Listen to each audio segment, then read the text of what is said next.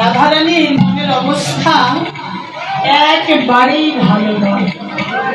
ঘরেরও বাহিরে দণ্ডে শতবার তিলে তিলে আইসে যায়।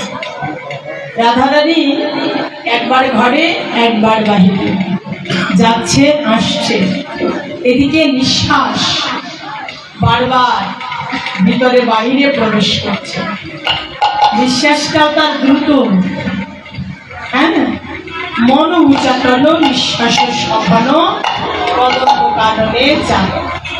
রাধারানী আবার স্থির ভাবে বসে বসে নিঃশ্বাসটা ঘটে অবলগ দৃষ্টিতে কদম্ব কাননে, অর্থ কদম্বের বনে তাকিয়ে আছেন। রাধারানী কদম্বের বনে তাকিয়ে আছেন কেন? কদম্বের বনে তাকিয়ে থাকার একমাত্র কারণ হলো রসময় গোবিন্দ এই কদম্বের বনেই তো প্রবেশ করে, বসবাস করে। রাধারানী কদম্বের বনে গোবিন্দ আছেন পাবেন এটা মনে করে বারবার ওই কদম্বের বনের দিকে রাধারানী অপলক দৃষ্টিতে তাকিয়ে রয়েছে। হ্যাঁ, রাধারানীর এই অবস্থা দেখে কারোর সঙ্গে কোনো কথা নেই। সখীগণ বলছে, রাই কেন বা এমন হয়? সখী আমাদের রাধারানী এমন হয়ে গেল কেন?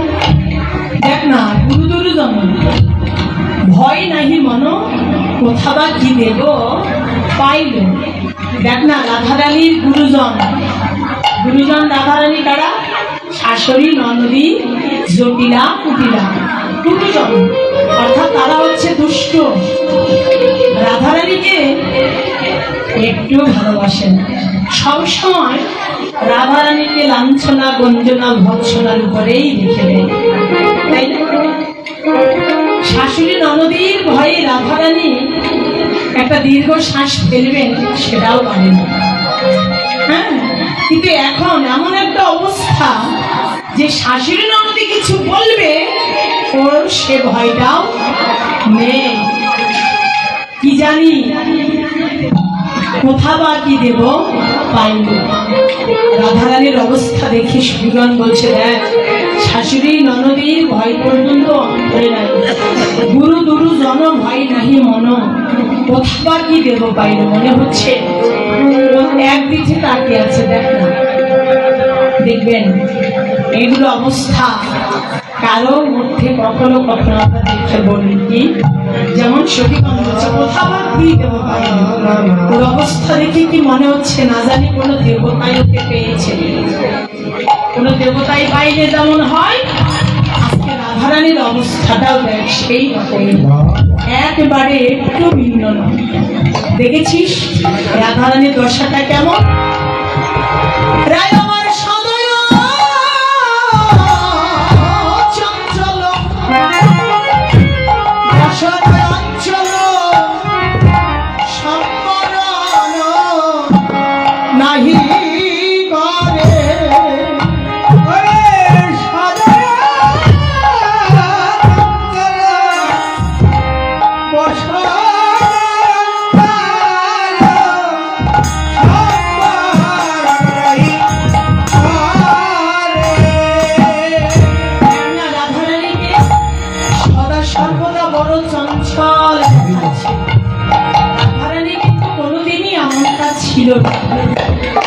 হ্যাঁ, আজকে ওর যে অবস্থা, সদয় চঞ্চল বসন অঞ্চল সম্বরণ নাহি করে। বসিয়ে থাকি থাকি উঠায়ে চমকি রাধারানীর ভূষণ খসায়া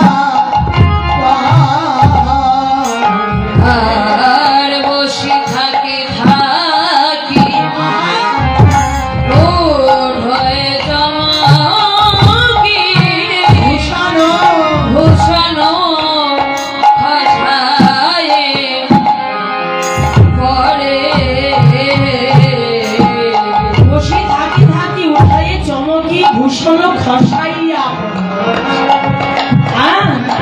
বলছে দেখ রাধারানীকে অনেক চঞ্চল দেখাচ্ছে, নিজের পরিধেয় বসনটা খুলে যাচ্ছে সম্বরণের অপেক্ষায়।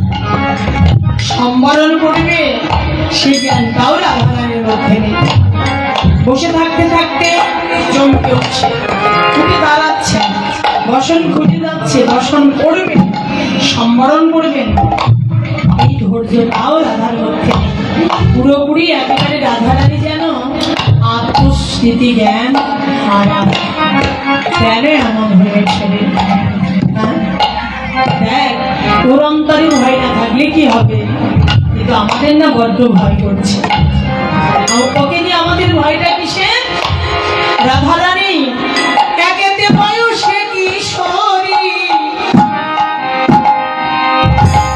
রাজার ছিয়ারি, তাহে কুল বধূমালা।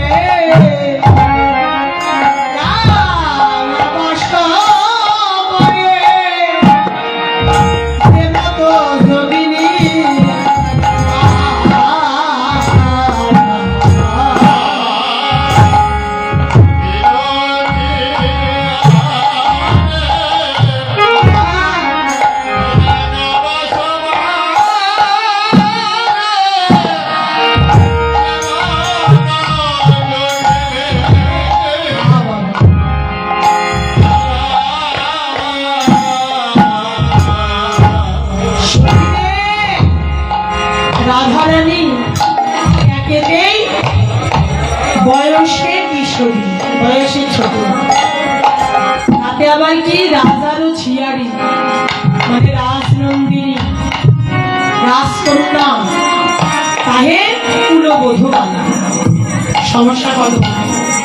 বয়সে ছোট, আবার রাজকন্যা, রাজার মেয়ে, অপরদিকে তাহে কুলবধূমালা, অপরদিকে হচ্ছে কুলের বধূ। একটা কিছু হয়ে গেলে জগৎ জুড়ে কলঙ্ক উঠবে। রাধারানীর অন্তরে দেখছি কোনো কিছুরই ভয় নেই রে। ওই এমন হয়ে গেল কেন বলতো? হ্যাঁ, আমাদের ললিতা, বিশাখা, চিত্রা, চম্পক, লতিকা, সখিনীগণ একে একে ওড়াই বলা হয়ে উঠছে। এরকম হলো কেন? নিশ্চয় রাধারানীকে কোনো না কোনো দেবতা পেয়েছে নির্ঘাত, এ বিষয়ে কোনো সন্দেহ নেই। আমাদের চণ্ডীদাসে কয় করি অন্য নন, ঠেকেছে রাই কালিয়া ভাবে। আমাদের বিনোদিনী রাধারানী কৃষ্ণ কালিয়ার ভাবে পড়েছে। বলেছ না রাধারানীকে কোনো দেবতাই পেয়েছে? রাধারানীকে দেবতাই পেয়েছে, কিন্তু এই লৌকিক জগতের কোন দেবী দেবী নয়। অনেক দেব দেবী অনেককে পায়, কিন্তু অন্য কোনো দেবী দেবী তাকে পাইনি। রাধারানীকে কোন দেবতাই পেয়েছে জানো? রাধারানীকে কৃষ্ণ দেবতা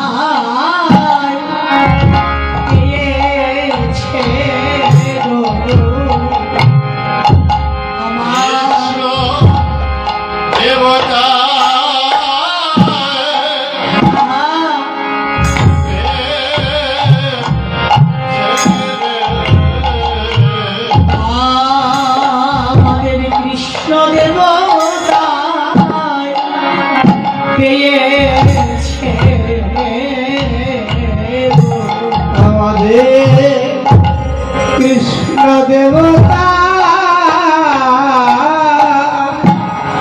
পেয়েছে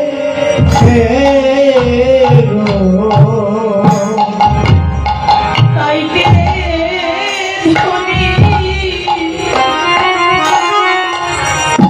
আমাদের তাইতে রাই ধনী এমন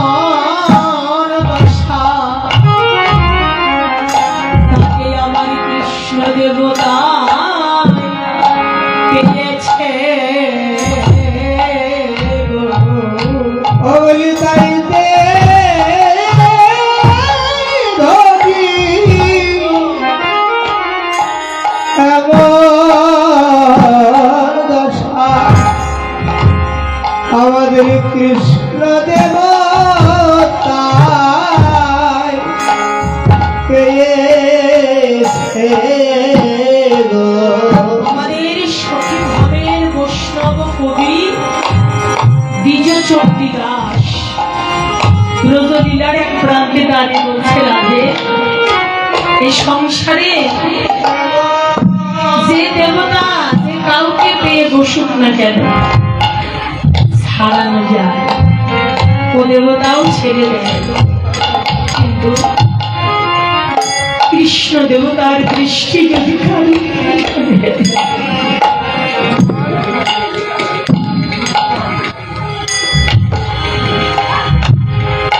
আমার প্রাণ বলল, গোবিন্দের দৃষ্টি যদি কারুর উপরে পড়ে যা,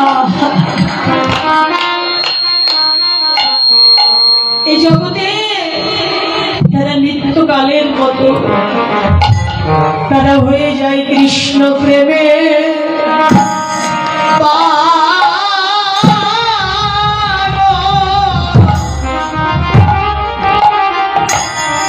পাগলিনী রে।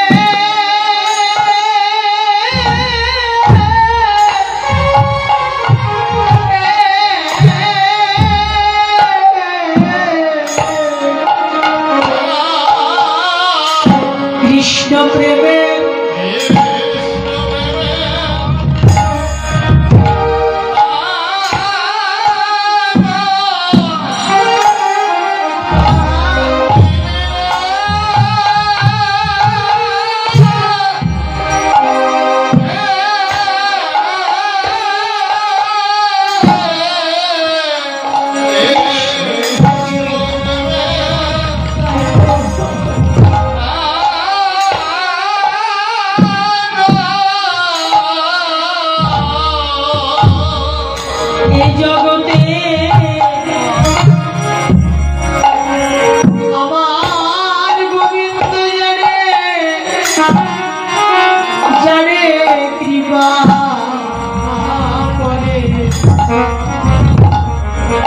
তারা হয়ে যায় কৃষ্ণ প্রেমে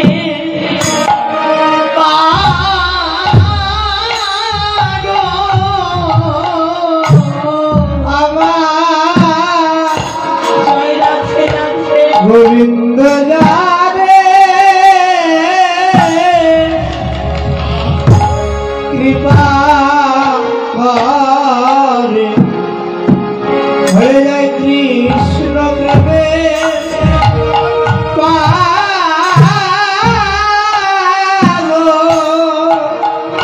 সখী ভাবের বৈষ্ণব কবি নিজ চণ্ডীদাস বলছে, ও সখীগণ,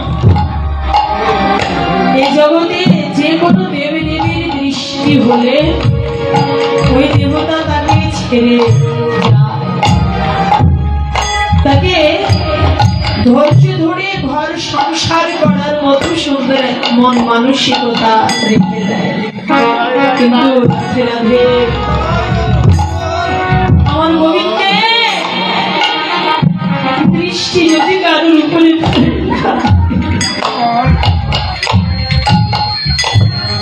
প্রাণ বলছ,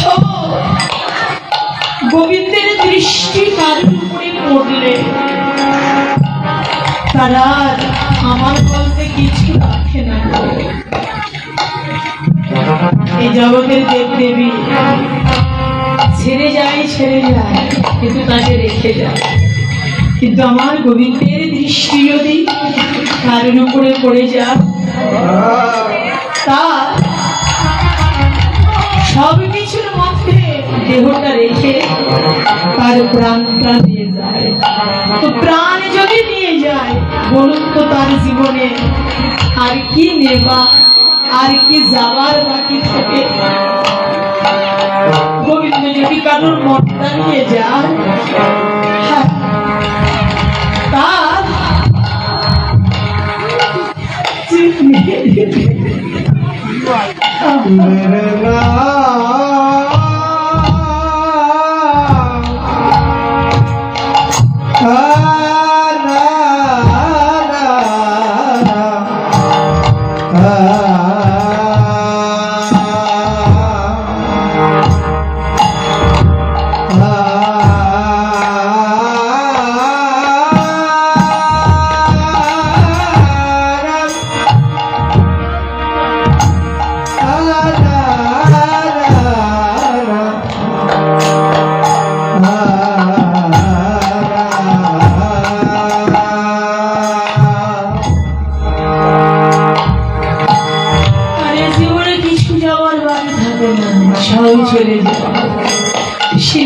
হয়ে যায়।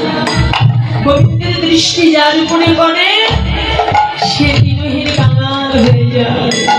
মৃত্যুকালের মতো তার সর্বস্ব কিছু হারিয়ে গোবিন্দের দৃষ্টি কালের উপরে পড়লে সে সর্বশান্ত হয়ে যায়। একমাত্র